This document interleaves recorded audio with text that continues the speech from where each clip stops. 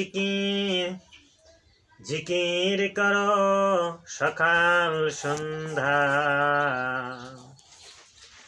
জিকির বিনে কলব হয়ে যাবে মৃত। ঠিক না?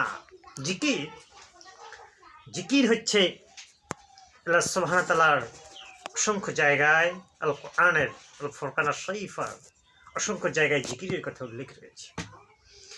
জিকির প্লেনে রয়েছে, মহাকাশ স্টেশনে রয়েছে, রয়টার্সে রয়েছে, হেড অফিসে বাসে রয়েছে।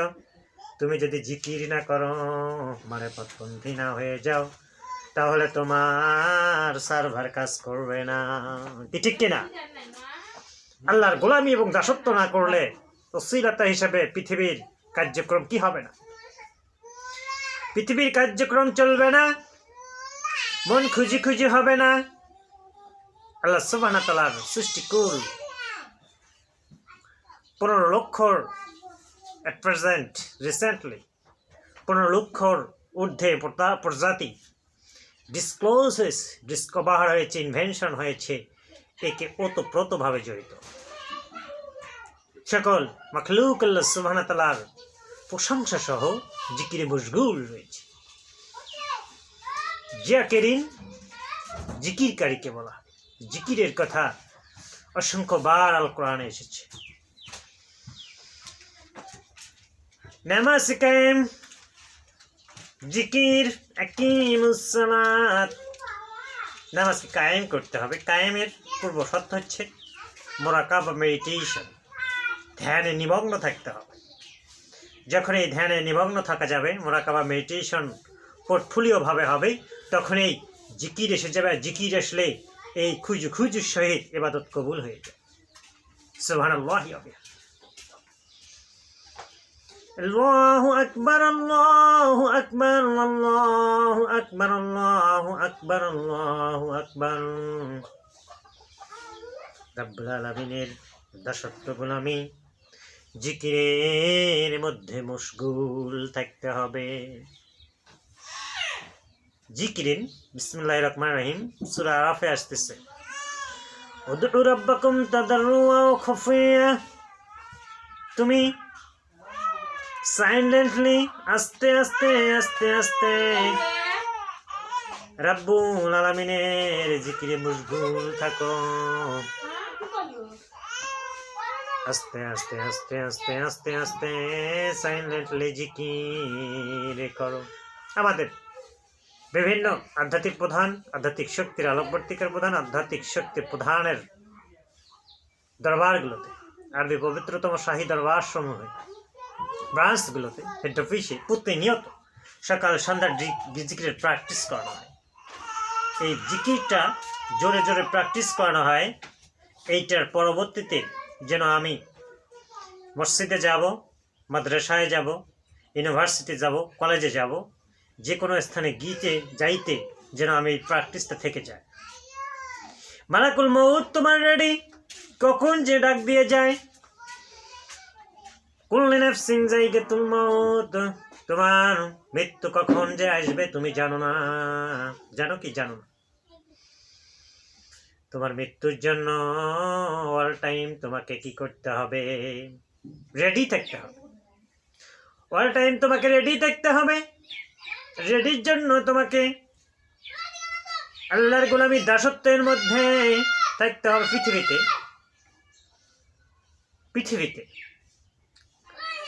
পৃথিবীর শুরু থেকে কিয়ামত রাত পর্যন্ত এই মৃত্যুকে কি বাইন্ডিংস করতে পেরেছে? কে? প্রধানমন্ত্রী? কে মিনিস্ট্রি? কে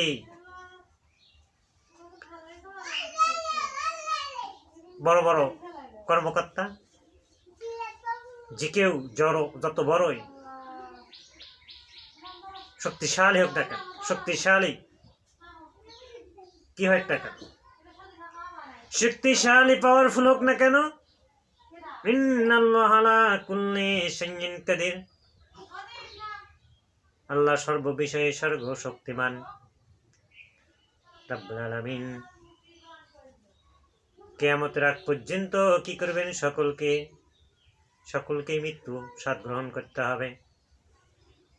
জিবরাইল, ইসরাফিল, মিকাইল, যতগুলো ফেরেশতা রয়েছে সকলকে মৃত্যু স্বাদ গ্রহণ করতে হবে। মৃত্যু হয়ে যাবে এবং মালাকুল মউত শেষে এট লাস্ট এবং শেষে আল্লাহ সুবহানাহু ওয়া তাআলা কি করবেন? মালাকুল মউতকে মৃত্যুর জন্য নির্দেশনা দেবেন, তুমি এখন মারা যাও,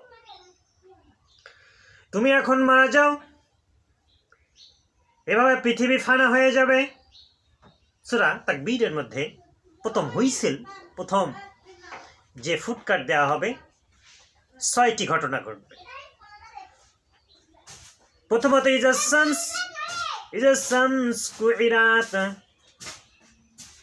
সূর্য যখন আলোহীন হয়ে পড়বে, লাইটলেস হয়ে পড়বে, আলোহীন হয়ে পড়বে।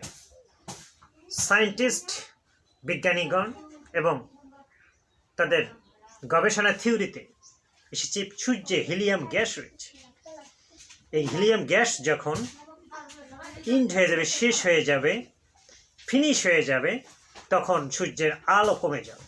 আর আল্লাহ সুবহানাহু ওয়া তাআলা সূরা তাকবীরে কি বললেন? আল্লাহ সুবহানাহু ওয়া তাআলা সূরা তাকবীরে বললেন, ইজা শামসু কুইরাত, সূর্য আলোহীন হয়ে পড়বে, সূর্য আলোহীন হয়ে পড়বে। রব্বুল আলামিনের আল্লাহ কোরআন সিফাত তানজিল,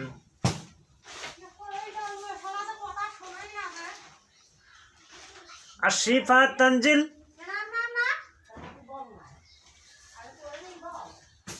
সংরক্ষিত রয়েছে কোথায়? আল্লাহ রাব্বুল আলামিনের আল কোরআন আশিফা আত-তানজিল আল মাহফুজে সংরক্ষিত রয়েছে। সেখান থেকে বাইতুল ইজ্জত প্রথম আসমানে একটা স্টেশন রয়েছে। স্টেশন থেকে, বাইতুল ইজ্জত থেকে সারা বিশ্বব্যাপী আল্লাহ সুবহানাহু ওয়া তাআলার এই আল কোরআনের জীবন্ত মুজিজা অনুযায়ী দীর্ঘ 23 বছরে কি আল্লাহ সুবহানাহু ওয়া তাআলার হাবিবের প্রতি নাজিল হয়েছে ঘটনার প্রেক্ষাপট।